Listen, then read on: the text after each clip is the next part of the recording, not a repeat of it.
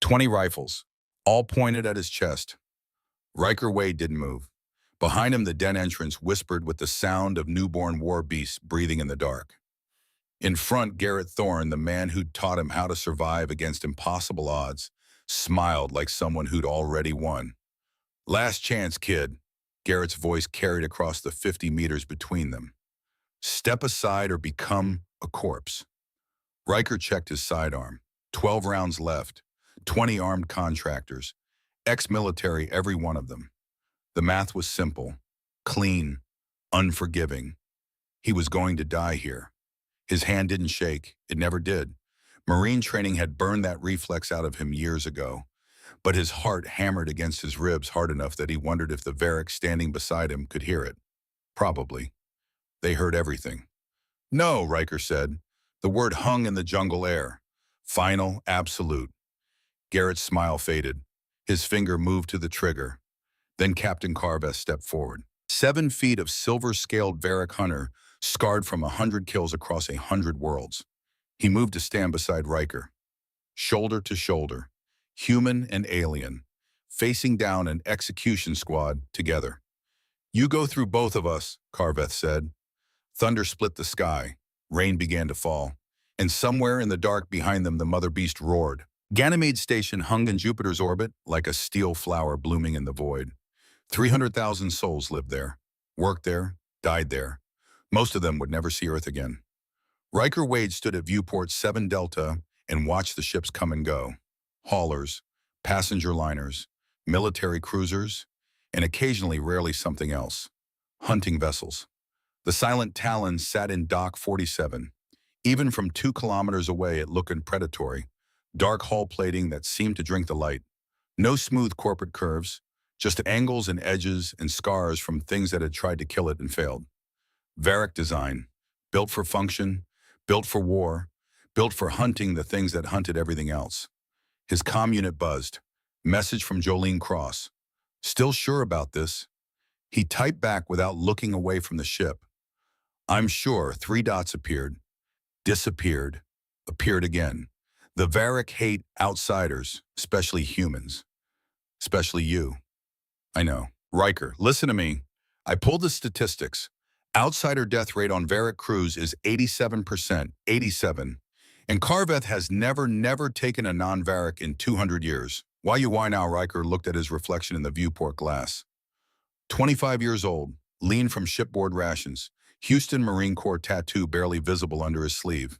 Eyes that had seen the Titan mining disaster take his parents and sister 5 years ago when Varric safety equipment failed at the worst possible moment.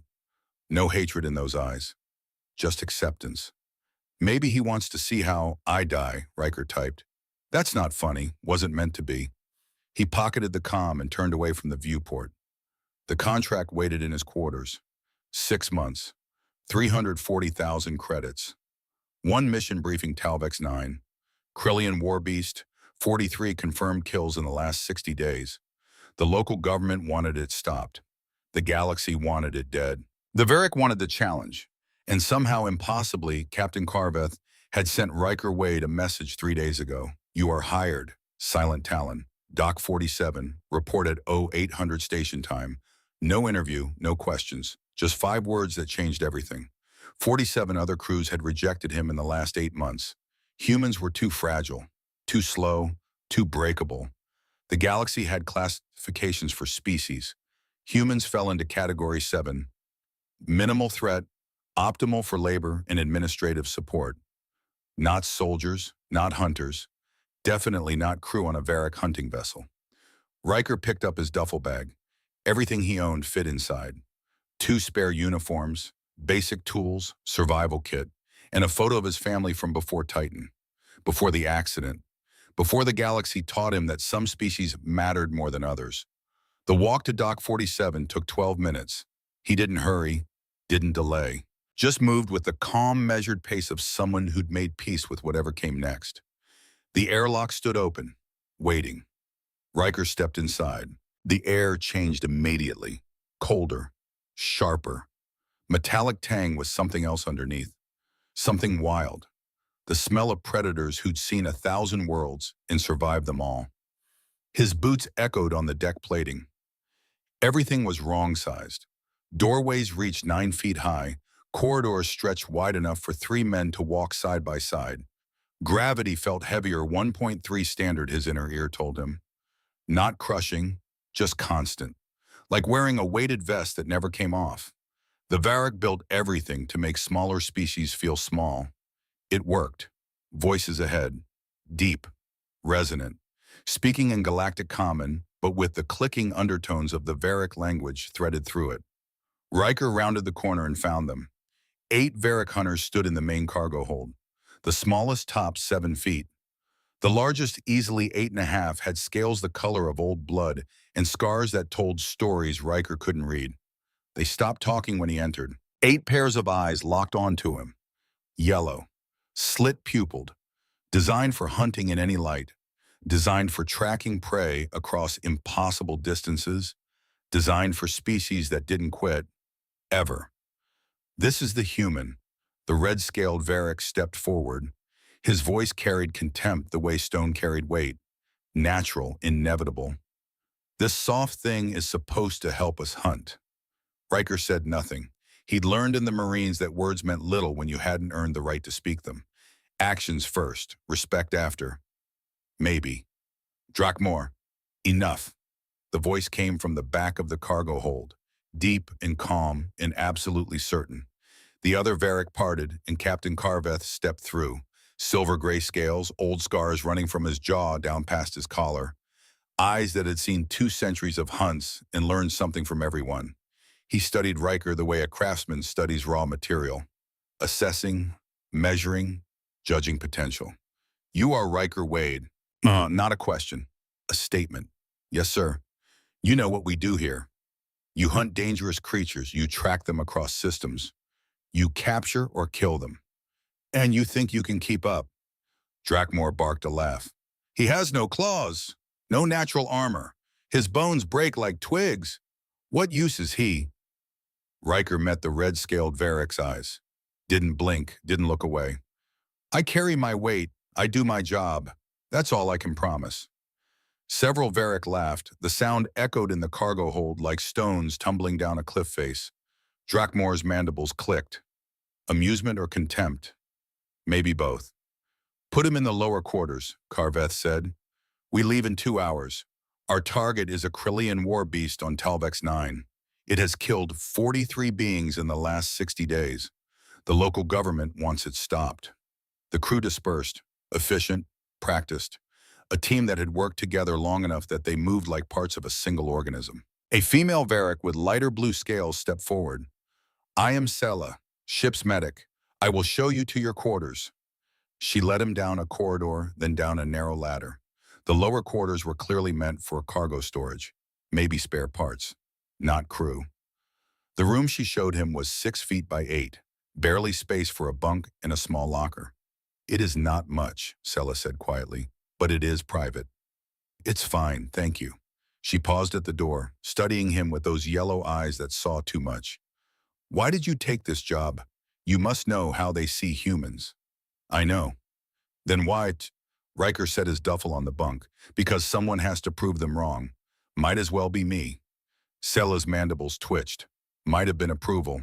Hard to tell. After she left, Riker unpacked methodically. Everything in its place. 2 uniforms in the locker, tools on the shelf, survival kit under the bunk. Photo of his family stuck to the wall where he could see it. Through the thin wall, voices carried from the next compartment over. Varric, speaking in common, probably so he would understand. A human on a hunt, this is a joke. Carveth has lost his mind. Humans only survived on their world because they bred fast and worked in packs. One alone is nothing. I give him 2 days before he quits. I give him 1 day before he breaks something. Probably himself. Laughter, hard and sharp. Riker kept unpacking. His hands moved steadily, checking each tool, each piece of equipment. When everything was stored, he sat on the bunk and closed his eyes. He didn't pray, didn't worry, just breathed and centered himself the way the Corps had taught him. The ship's engines rumbled to life. Deep vibration through the hull, through his bones. The silent Talon was waking up. His comm buzzed, Jolene again. I pulled files on Carveth. He's never taken an outsider before. Never in 200 years. Why use Wynen? Riker had wondered the same thing. The job offer came suddenly. No interview, just a direct message. You are hired. I don't know, he typed back. But I'll find out. Be careful. I'm hearing things. The crew isn't happy. They might try to make you quit. Let them try. He put the comm away and lay back. The engines grew louder as the ship prepared for departure. Stars stretched outside his small viewport, turning into long streaks as the silent Talon pulled away from Ganymede. Somewhere above him, Drakmor was probably planning exactly how to make his life miserable. The others were placing bets on how long he would last. Only Carveth remained a mystery. The captain had barely looked at him, barely spoken. But Riker had caught something in that brief exchange. Something in those ancient eyes, recognition maybe, or curiosity. Carveth was watching him, waiting for something. Riker would show them all what a human could do. Not with strength or speed or natural weapons, but with the one thing his species had always possessed. The ability to endure, the ability to never quit. He closed his eyes and slept. In 2 hours they would arrive at Talvex 9. The real test would begin then. For now he needed rest. Hunters always rested when they could. The prey never waited for you to be ready. Talvex 9 looked like a green nightmare from orbit.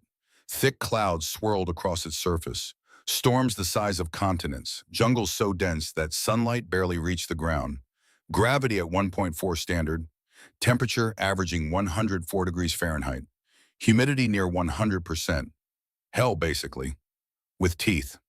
Riker stood in the cargo bay with the rest of the crew watching the planet grow larger on the view screen. The briefing had been short, efficient. Gravity 1.4 times standard. Temperature 40 degrees Celsius. Humidity near saturation. The beast was last seen in Sector 7 near the river networks. Carveth checked his weapons with the smooth economy of someone who'd done it 10,000 times before. Standard formation. I track. You cover flanks. We move fast and quiet. His eyes shifted to Riker. The human carries supplies. Of course, pack mule duty. Riker said nothing. Just moved to the supply crates and started loading his pack. 80 pounds of equipment, sensors, emergency medical, backup ammunition, water purification, rations. Drakmor walked past. His shoulder clipped Riker's pack. Casual. Deliberate. Make sure you do not slow us down. We will not wait if you fall behind. Riker lifted the pack onto his shoulders. In 1.4, gravity 80 pounds felt like 112. His knees bent slightly under the weight. Then he straightened, nodded, understood. The shuttle dropped through the clouds. Rain hammered against the hull like small arms fire. When the cargo door opened, heat and moisture rushed in like something alive. Riker stepped out onto soft ground and immediately felt the difference. Everything was heavier. His legs, his arms, even breathing took more effort. The Varric moved easily, their powerful bodies built for exactly this kind of punishment. They spread out checking equipment, scanning the jungle with eyes that missed nothing. Riker looked around. Trees rose like cathedral pillars into the mist. Vines hung everywhere thick as his arm. Strange sounds echoed from all directions. Calls, shrieks, rustling that might have been wind or might have been something moving through the canopy. This world was alive, and it sounded hungry. Move out, Carveth commanded. The crew started walking. Riker followed Pack, already cutting into his shoulders. The ground was soft, muddy. His boots sank with each step. Within minutes, sweat poured down his face. The humidity made it impossible to cool down. His uniform clung to him like a second skin. Ahead, the Varric moved like ghosts, silent, efficient, barely leaving tracks. Riker tried to match their pace. The pack bounced with each step. His breathing grew harder, but he kept moving, one foot in front of the other, the only way forward. After an hour, they stopped at a stream. Carveth knelt by the water, examining the bank. Tracks here, 3 days old, maybe 4. His claws traced marks in the mud. Deep gouges, wide spacing. Bigger than the reports suggested. Drakmor grunted. We should set up base camp here. Good water. Defensible position. Agreed. Make camp. The crew dropped their packs and started working. Riker set his pack down carefully and looked around. No one gave him instructions. They all knew their just moved with practice coordination. He started gathering firewood. Even though they would use heat generators, it was good practice. Always have backup. As he worked, Zeph, the weapons specialist with dark green scales, walked past. His foot caught Riker's pack. It tumbled down the bank into the stream. Oops! Zeph didn't look back. Riker climbed down and pulled the pack from the water. His rations were soaked. Some of his equipment was wet. He said nothing, just laid everything out to dry as best he could. Sella watched from across the camp. She shook her head slightly, but didn't interfere. By nightfall, the camp was ready. Tents formed a circle around a central area. Sensors created a perimeter. The crew ate their rations and talked quietly about the hunt. Riker ate what he could salvage from his wet food. It tasted like mud and chemicals. He swallowed it anyway. Food was fuel, nothing more. I will take first watch, Drakmor announced. Wake me in 4 hours, Karveth said, heading to his tent. Riker spread his sleeping roll in his assigned tent, the smallest, farthest from the center. He lay down and closed his eyes. Sleep didn't come. Something felt wrong. The jungle was too quiet. The normal sounds, the calls, the rustling, the constant background noise of a living ecosystem had stopped. He sat up and listened carefully. Nothing. Just silence and the soft breathing of the crew in other tents. Outside, Drakmor sat by the sensor array. Through the gap in his tent, Riker watched. The Varric's head was nodding, eyes closing, opening, closing again. He was falling asleep. Riker wanted to wake someone, but who would believe him? They already thought he was useless. Then he heard it, a soft sound, barely audible, something large moving through the jungle, not making noise on purpose, hunting. Drakmor's head dropped, fully asleep now. The sound came closer. Riker's hand moved to his emergency flare. He gripped it tight, waiting. His heart pounded against his ribs, but his hand stayed steady. A shape moved at the edge of camp, massive, low to the ground, eyes reflected in the dim light from the sensors. The Krillian warbeast, 12 feet long, armored plates covering its spine, jaws that could crush titanium, moving with terrible purpose toward the nearest tent. Riker pulled the flare and ignited it in one smooth motion. Brilliant red light exploded across the camp. "Contact!" he shouted. The beast roared. The sound shook the trees. It charged straight at Zeph's tent. The crew erupted from their shelters. Karveth was first weapon already in his hands. He fired. The shot hit the beast's shoulder. It barely flinched. The creature's tail swung toward Drakmor, still stumbling awake, confused and disoriented. The tail would have crushed him, turned him into paste. But 3 Varric tackled Drakmor aside. Just in time, the tail smashed into the sensor array instead. Sparks flew. Riker threw another flare. This one landed directly in the beast's path. It recoiled from the sudden light, giving the crew time to form a defensive line. "Drive it back," Karveth ordered. The Varric opened fire. Coordinated, precise. The beast roared again, frustrated. Then it turned and crashed back into the jungle. The sound of its retreat faded quickly. Silence fell over the camp. Karveth turned to Drakmor. His voice was cold, empty. "You fell asleep." I did not mean to. 3 crew members would be dead. The words hung in the air like an execution sentence. Who raised the alarm?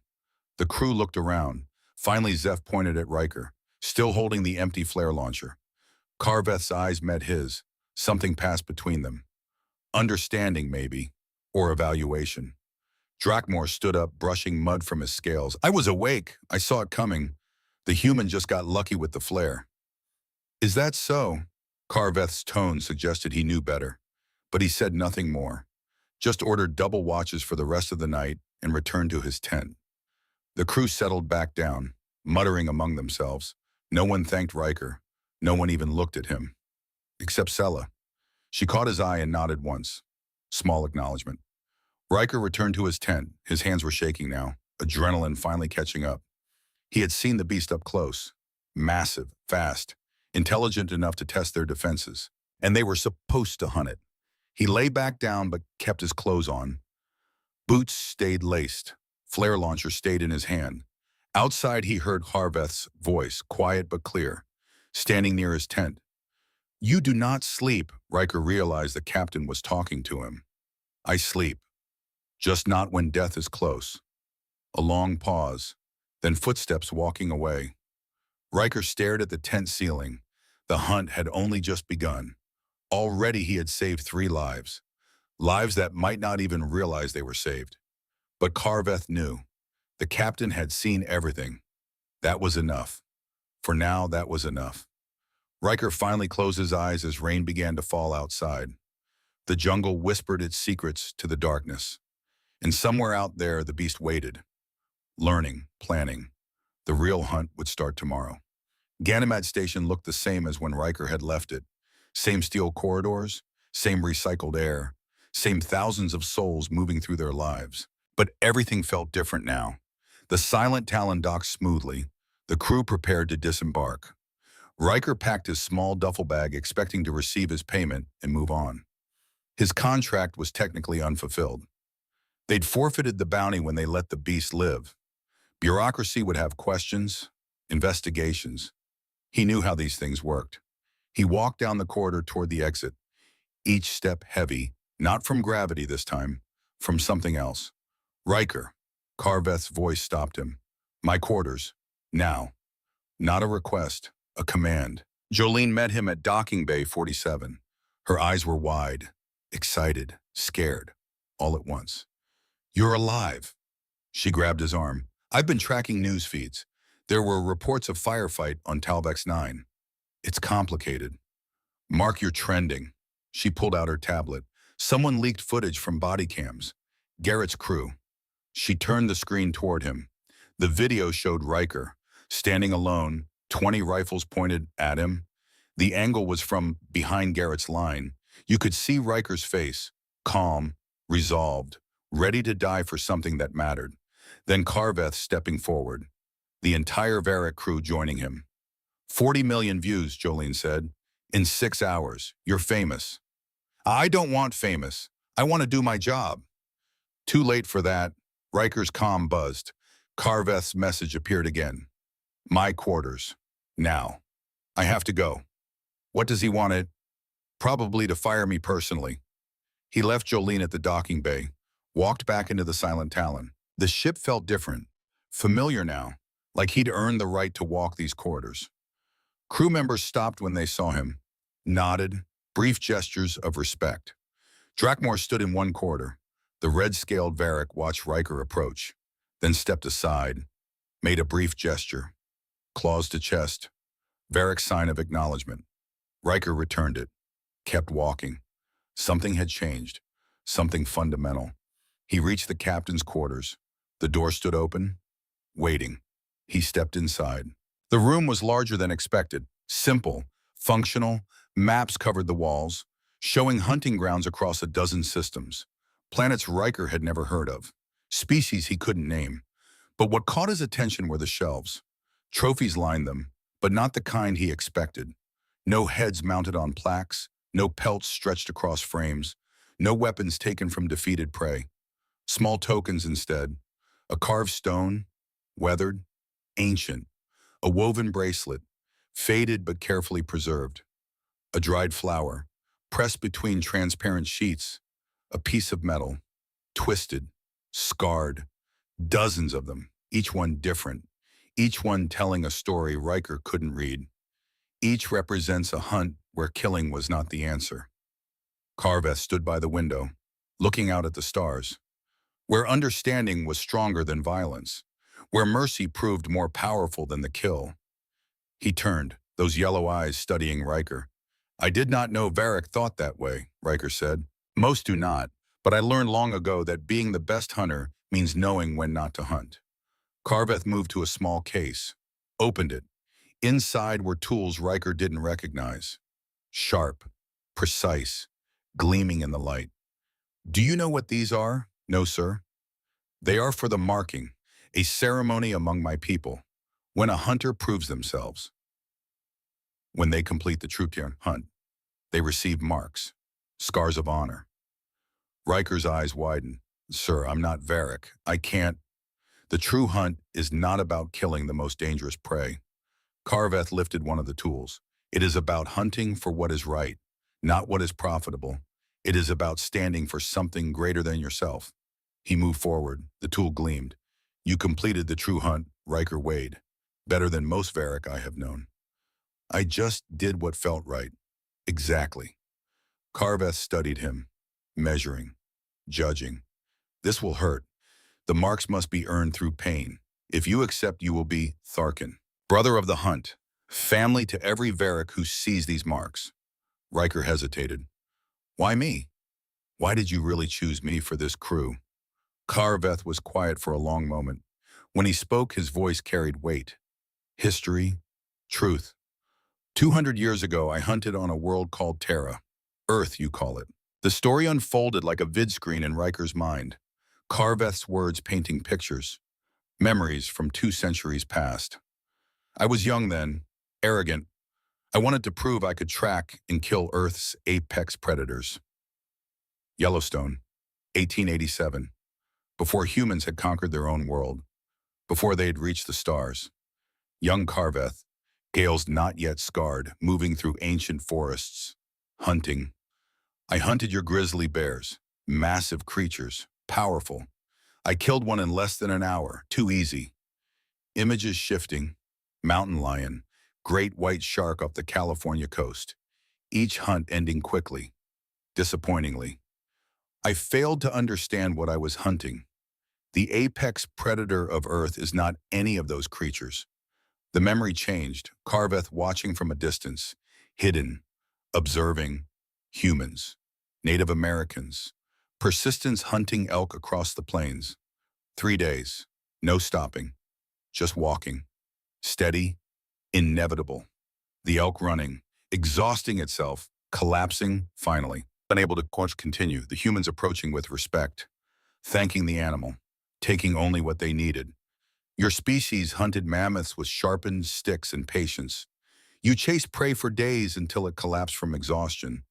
Not because you were faster, not because you were stronger. More images. Ice Age. Humans surviving when larger, more powerful species died. Plague. Disaster. Extinction events. Always surviving. Always adapting. Always refusing to quit. You survived ice ages and plagues and extinction events, not because you were the strongest or the fastest. Riker spoke quietly, because we don't stop. Yes, Carveth's eyes held something profound. Recognition, understanding. I watched humans on Earth. I saw what made them dangerous. Persistence, endurance, the absolute refusal to quit. I left Earth humbled. And I decided that if I ever found a human who embodied those qualities, I would bring them into my crew. How did you find me? I watched many humans over the years. Most had forgotten what they were. They relied on technology, comfort, forgot the old ways. But you, Carveth gestured at him, I saw your record. Every job finished. No matter how difficult, no matter how others treated you, you endured, like your ancestors. Like the hunters I watched 2 centuries ago. Riker felt something tight in his chest. I'm not special. You are exactly what humanity was meant to be. A reminder to the galaxy that the most dangerous predator is not the one with claws or fangs. Carveth activated the marking tool. It hummed, vibrated. It is the one that never stops coming. Riker met his eyes. I accept the marks. The ceremony took an hour. Pain like nothing Riker had experienced. The tool carved into his skin, precise, deliberate, following patterns that had been used for thousands of years. Each mark told a story. Right forearm, the Talvex 9 hunt, waves representing the jungle, triangle for the den, circle for protection. Left forearm, standing against impossible odds, 20 lines converging on 1 point standing firm. Both wrists, choosing right over profit. Scales balanced, one side holding gold, the other holding a single seed. Small marks on the knuckles.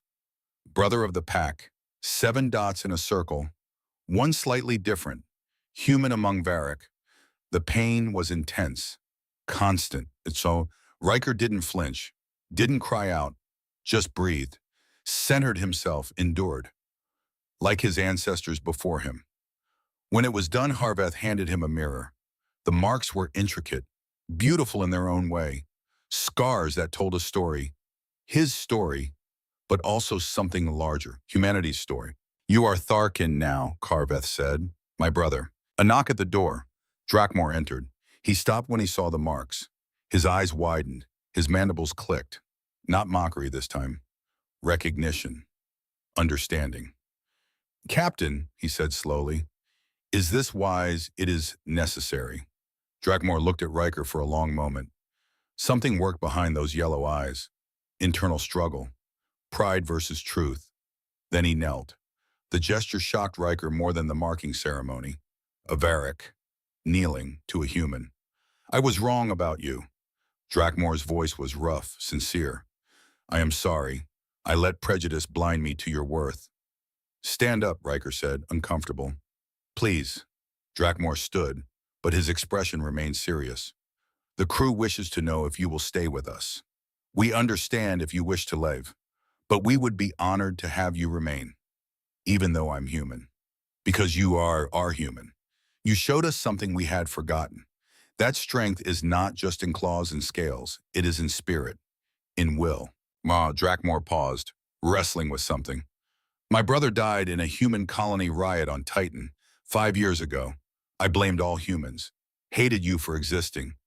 But you," he trailed off, finding words, "you showed me that hatred blinds, that judging a species by its worst members is the path of cowards." Riker felt the weight of that. "I lost my family in that same accident, same riot, same day." Silence fell, heavy, profound. "I am sorry about your brother, and I am sorry I made you carry that burden alone."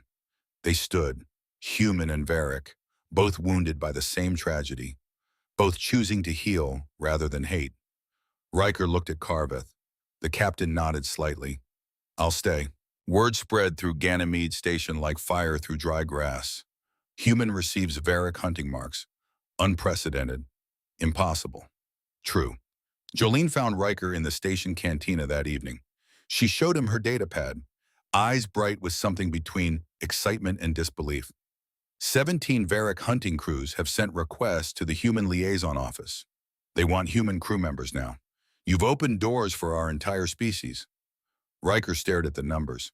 "They'll be disappointed. Most humans aren't like me." "Maybe, or maybe you reminded them what they could be." Over the next days, the change became visible. Other humans on the station stood straighter, walked with more confidence. The Varric crews watched them differently. Curiosity instead of contempt, interest instead of dismissal. Sella told him that 3 other Varric ships had already hired humans. One captain specifically requested someone like Riker Wade. "You have become a symbol," she said, "whether you wanted to or not. I just want to hunt, then hunt, but know that every step you take now, others follow." News feeds across the galaxy carried the story. Human proves worth on Varric crew. Political analysts discussed implications. Xenoanthropologists debated what it meant for human-Varric relations. The betting markets that had wagered against humanity shifted. New odds appeared, new possibilities. The galaxy was watching, learning, adjusting. One human had changed perception, opened minds, proved that strength came in forms they hadn't recognized. The Silent Talon prepared for its next mission. Request from a colony world. Invasive predators, pack hunters, dangerous work, long duration. Exactly the kind of thing the crew specialized in. Carveth gathered everyone for the briefing. When Riker entered the main hold, the crew stood, not mockingly, not reluctantly. Genuine respect, in unison. "Welcome, Tharkin." Riker took his place among them. Not at the back, not at the front, just part of the crew, equal. Carveth activated the holographic display. Images appeared, data scrolled. "This mission will be difficult. The predators are fast, numerous. We will need every skill we possess." He looked at Riker, for the first time asking his opinion at the start. Your thoughts, Riker studied the data. Pattern recognition kicking in.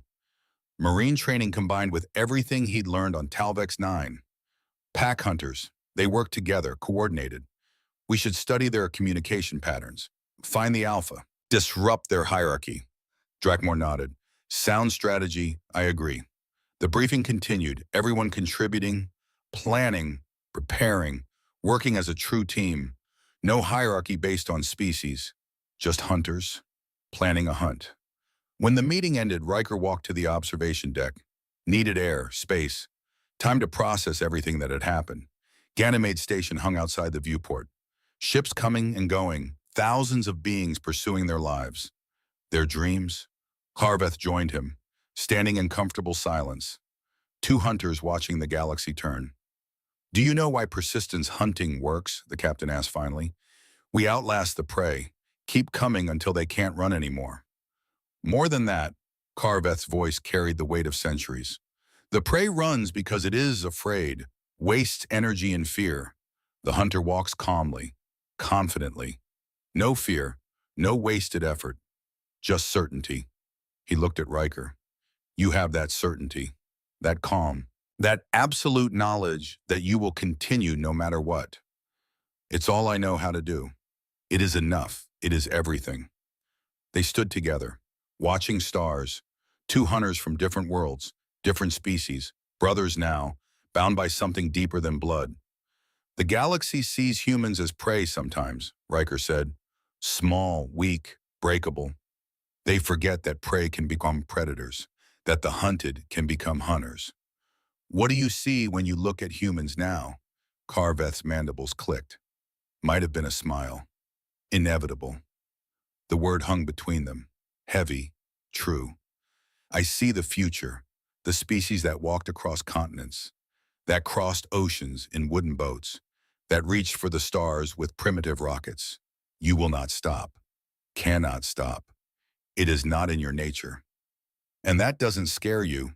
No, because I would rather have humanity as brothers than as enemies. Carveth paused, choosing words carefully. And because I believe that when humans truly remember what they are, when they stop apologizing for being human, they will not conquer the galaxy. What will we do? You will teach it. You will remind every species that the deadliest weapon is not the gun or the ship or the bomb.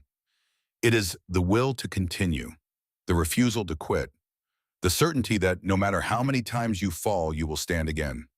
Carveth turned to leave, paused at the door. The galaxy is about to learn what Earth learned millions of years ago. What's that? That when humans start hunting, nothing can hide forever. Not distance, not time, not impossibility. You find your prey, you track it to the ends of existence if necessary. His eyes held Riker's, ancient wisdom meeting stubborn youth. And you never ever let go. The next morning, Riker stood in the cargo bay, ready for departure. The crew moved around him, checking equipment, final preparations. Sella approached, handed him something. A token, small, carved from stone, simple but meaningful. For your collection, she said. When you have your own quarters, your own trophies from hunts where understanding mattered more than killing. Riker turned it over in his hands. It was carved in the shape of a mother beast, cubs at her feet, protected, safe. Thank you. Thank you for reminding us what hunting truly means. The Silent Talon's engines rumbled to life. Vibration through the deck, through his bones. The ship was waking, ready to hunt again. Riker looked at his marked arms, the scars still fresh, still healing, but permanent. Part of him now, part of his story. Maybe Carveth was right. Maybe humanity's greatest gift wasn't technology or art or philosophy. Maybe it was simpler. The reminder that some things are worth standing for, that some species never stop, that some hunters never quit, and that sometimes the soft ones with no claws, no fangs, no natural weapons were the most dangerous of all because they were inevitable. And nothing in the universe could stop what was inevitable. The ship pulled away from Ganymede, heading into deep space, toward the next hunt, the next challenge. Riker wasn't alone anymore. He had brothers, a crew, a family, and somewhere out there other humans were stepping forward, taking their place, proving their worth. The galaxy was learning. Slowly, reluctantly, but learning. Encrypted message, received 72 hours later from unknown source. To Jolene Cross Ganymede Station, tell Riker Wade, I survived Talvex 9. And I remember, the galaxy just learned humans don't quit. Guess what? Neither do I. T. Jolene stared at the message. Her hands shook slightly. She typed a reply to Riker. We need to talk. Now. The silent Talon moved through the void. Hunting, always hunting, and behind them in the dark between stars something else moved. Patient, determined, inevitable in its own way. The hunts would continue. Deep space. 3 days from any station, Garrett Thorne sat in the captain's chair of his rebuilt crew. New contractors, better equipped, more motivated, the footage from Talvex 9 played on the screen. Riker standing alone, defiant, impossible. Garrett watched it for the 100th time. Learning, planning. Sir, his second said, new contract came in, high pay, dangerous target. What kind? Varric hunting crew, Silent Talon, Captain Carveth. Garrett smiled, cold, patient. Accept it. Tell them we're very interested. The ship turned, new course plotted, new hunt beginning. In the galaxy, predators hunted prey. But sometimes prey learned to hunt back, and sometimes the most dangerous hunts were the ones driven by something more than profit. Revenge had its own mathematics, its own certainty. The game had changed, but the hunts continued. They always did. 6 months passed like water through stone, slow, constant, changing everything. The Silent Talon hunted across 7 systems. Pack predators on Kellis 4, territorial apex hunters on Strand's world, parasitic swarms in the outer reaches. 14 missions total, 14 successes, 0 crew casualties. Riker Wade learned to move like the Varric, not mimicking them. That would never work. But finding his own rhythm, his own way of hunting that complemented theirs. Where they used strength, he used patience. Where they relied on speed, he offered endurance. Where they saw obstacles, he found patterns. Different tools, same goal. The crew learned to trust his instincts. When Riker said something felt wrong, they listened. When he suggested a different approach, they considered it. Not because he was human, because he was good at the work, because he earned it. The station at Proxima Hub sprawled across 3 kilometers of orbital platform. 17 species called it home. 30,000 souls living in the cold dark between stars. The Silent Talon docked for resupply, routine maintenance, shore leave. Riker walked through the market district, taking in the chaos, the noise, the smell of 100 different foods from 100 different worlds. A Varric hunter stood at a stall selling weapons. Young, maybe 60 years old, barely more than a juvenile by their standards. When Riker passed, the young Varric's eyes widened, fixed on the marks on Riker's forearms. Tharkin, the youth said, voice filled with something between awe and disbelief. Riker nodded, kept walking. It happened everywhere now. Varric recognizing the marks, understanding what they meant, some with respect, some with skepticism, a few with outright hostility. Change always brought resistance, but it also brought possibility. At the communications hub, Riker checked messages. Jolene sent weekly updates. News from Earth, human advocacy groups citing his story, political movements using him as a symbol. He deleted most of it. Didn't want to be a symbol, just wanted to do the work. One message caught his attention, though. From Commander Sarah Okoye, Earth Defense Coalition, Subject Recruitment Initiative, Mr. Wade. Your actions on Talvex 9 have had ripple effects across human space. We're seeing increased interest from other species in human military contractors, human survival specialists, human crew members. The EDC is establishing a new program, training humans specifically for integration with non-human crews. We'd like you to consult, perhaps instruct. The galaxy is opening doors, but we need people who know how to walk through them without getting killed. Your input would be invaluable. Respectfully, Commander Okoye. Riker read it twice, thought about it, then filed it away. Not deleting, not answering, just considering. Another message appeared, more recent, encrypted, from J. Cross, subject warning, Riker Garrett Thorne's crew took a contract 3 weeks ago. Target Varric hunting vessel. Silent Talon. Captain Carveth. The client is listed as private interest. Payment is 7 million credits. That's assassination money. He's coming for you. All of you. Be careful. Jay Riker stared at the message. Not surprised, just resigned. Some hunts never ended. Some prey learned to hunt back. He forwarded it to Carveth, then headed back to the ship. The crew was gathered in the main hold when he arrived. Carveth stood at the center. The message displayed on the holographic screen. 7 million credits, Garrett Thorne. Contract to eliminate Silent Talon crew. We have 3 options, Carveth said, voice calm, clinical. We run, we hide, or we hunt. Drakmor checked his weapons. We are Varric. We do not run. Garrett has 20 contractors, Sella pointed out. Military trained, well-equipped. We are 8. 7 Varric and 1 human, Zeph corrected. Looking at Riker. The math is not as simple as it seems. Riker studied the data. Garrett's ship. The Reaper's Edge. Fast. Armed. Designed for exactly this kind of work. He'll come at us during a hunt, Riker said. When we're already engaged. Already vulnerable. He knows our patterns. Trained me in half of them. Then we change the pattern, Carveth said. Or we use it against him. All eyes turned to Riker. He taught me that the best trap is the one the prey sets for itself. Garrett thinks he knows how we operate. What if we give him exactly what he expects, but with one difference? What difference? Drakmor asked. We know he's coming. Carveth's mandibles clicked. Not quite a smile, but close. Explain. The planet was called Threshold. Barren, rocky, atmosphere barely breathable. Home to a species of crystalline hunters that had been preying on mining operations for 3 months. Perfect bait. The contract was real. Legitimate. Posted on the guild boards. High danger. High pay. Exactly the kind of thing Silent Talon normally took. Carveth accepted it publicly. Filed all the standard paperwork. Made sure the information was accessible to anyone watching their movements.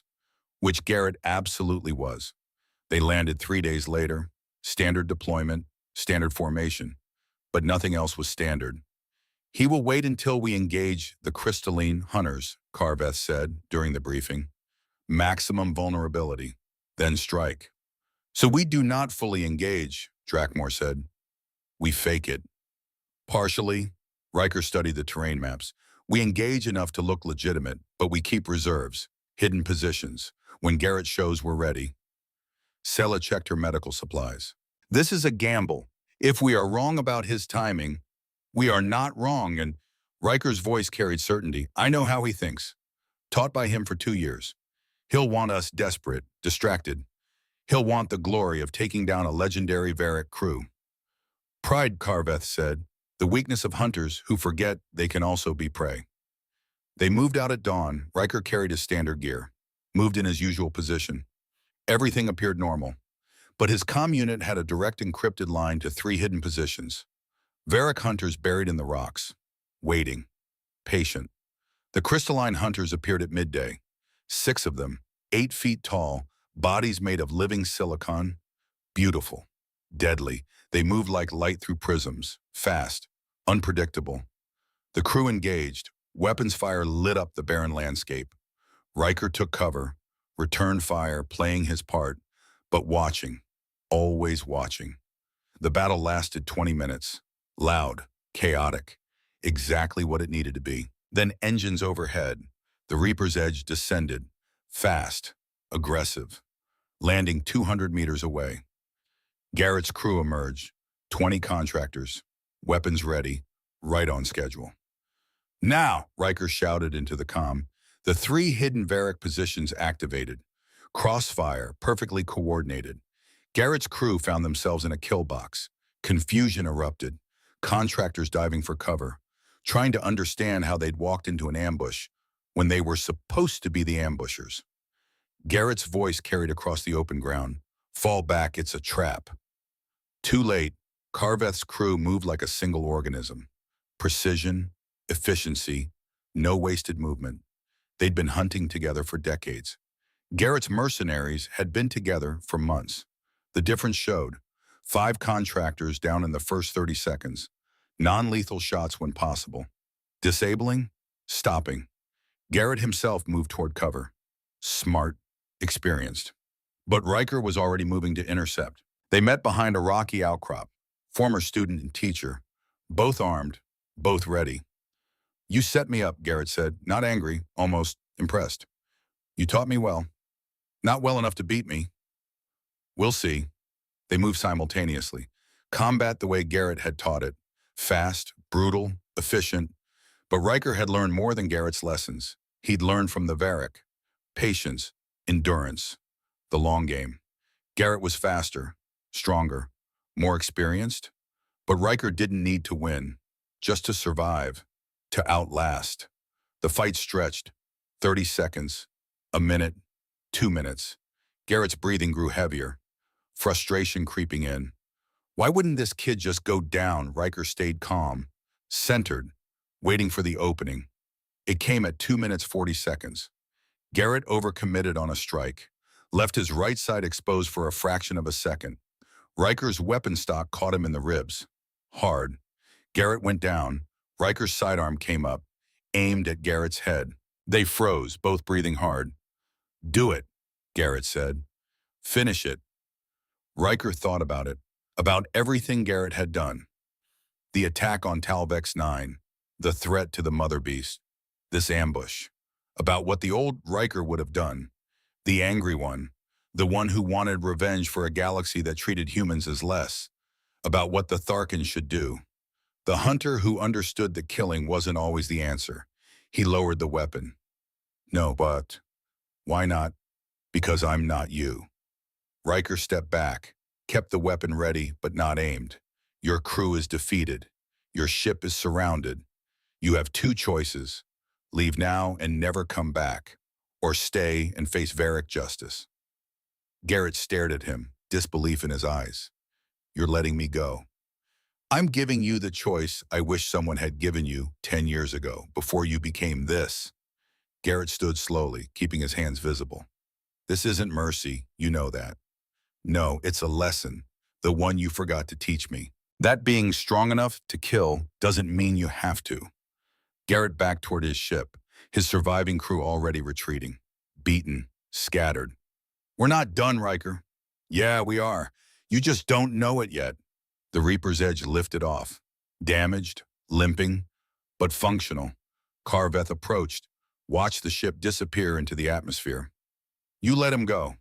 "I did." "Why?" Riker looked at the marks on his arms, the story they told. "Because killing him would have been easy. Teaching him was harder, and humans don't take the easy path.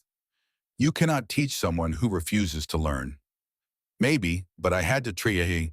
Carveth's mandibles clicked, that sound that might have been approval. "You are more Varric than you know, and more human than you realize. The combination is formidable." 3 months later, Earth orbit. The silent Talon hung above the blue-green marble of humanity's homeworld. Riker stood at the viewport, looking down at continents he had memorized as a child, oceans that covered most of the planet's surface. Home. Commander Okoye's shuttle docked at 1400 hours. She came aboard with a small team. Military, professional, curious. "Mr. Wade," she extended a hand. Riker shook it. "Commander, thank you for agreeing to meet." "Didn't agree to anything yet, just listening." "Fair enough." She presented her proposal in the briefing room. Carveth sat in, listening, evaluating. "We're calling it the Integration Initiative," Okoye explained. "Training humans to work with non-human crews, not just Varric, all species by them." Images appeared on the screen. "Training facilities, curriculum outlines, success metrics. You proved it could be done. Now we need to teach others how to do it, properly, without getting killed." "How many have tried?" Riker asked. "Since your story went public, 127 humans have joined non-human crews. 83 are still alive." The number hit hard. 83 alive meant 44 dead. "That's a 65% survival rate," Okoye continued. "Better than the 13% before you, but still unacceptable.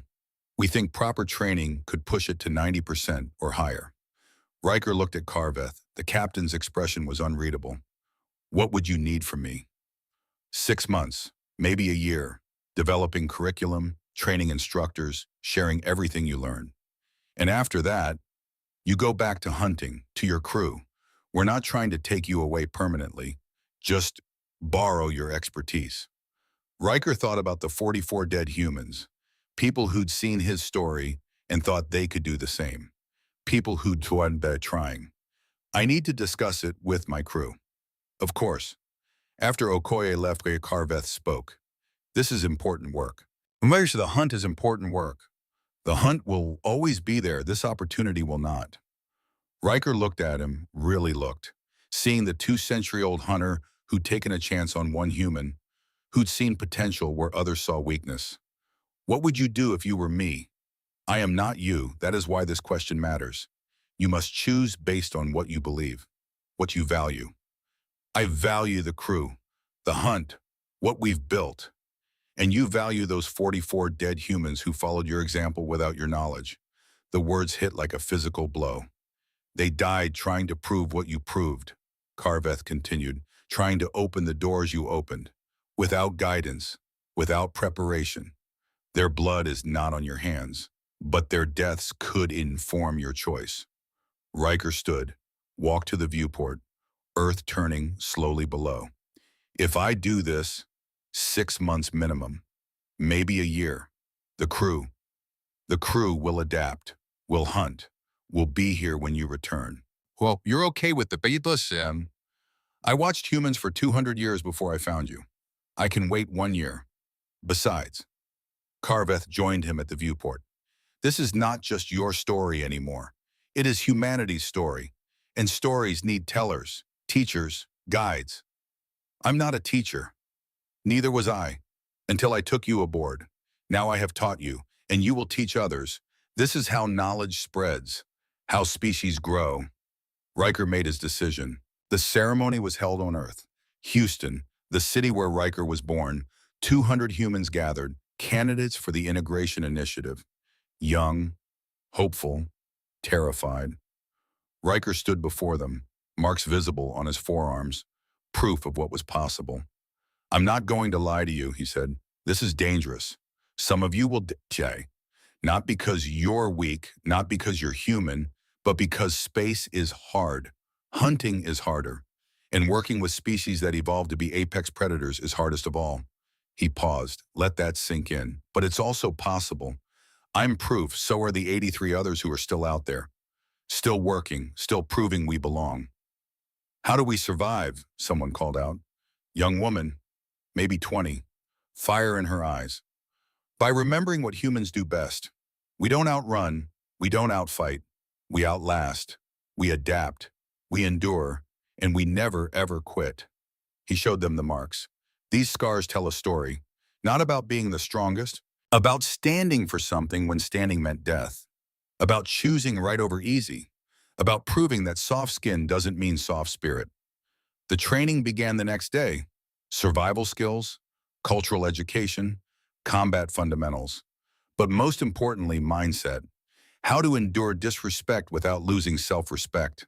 How to prove worth through actions, not words. How to find the strength to continue when everything said quit. Human skills, the ones that had kept humanity alive through ice ages and plagues and near-extinction events. The skills the galaxy had forgotten to value. Until now. 1 year later, Riker stood on the landing pad at Proxima Hub, duffel bag over his shoulder, same bag he'd carried onto Silent Talon 18 months ago. The ship waited. Home. Carveth stood at the airlock, waiting. Patient as stone. The training went well, the captain asked. 212 graduates, 96% survival rate in their first 6 months. You saved lives. We'll see. Ask me in 5 years. I will. Riker climbed to the ramp. The ship's gravity pulled at him. 1.3 standard. Heavier than Earth. Lighter than Talvex 9. Felt right. The crew was gathered in the main hold. Drakmor, Sella, Zeph, Rika, the others. Welcome back, Tharkin, they said in unison. Riker smiled. Good to be back. We have a hunt, Carveth said. Deep space, unknown species, Very dangerous. When do we leave? 1 hour. Perfect. Riker stowed his gear, changed into his hunting uniform, checked his equipment, everything in its place, everything ready. Through the viewport, Earth hung in the black, blue and white and green, beautiful, fragile, home to 8 billion souls who were just beginning to understand their place in the galaxy. Not the strongest species, not the fastest, not the most technologically advanced, but the most persistent, the most adaptable, the most unwilling to accept limits. The galaxy was learning that lesson. Slowly, one human at a time, the silent Talon's engines rumbled to life, pulling away from Earth orbit, heading into deep space, toward the next hunt, the next challenge.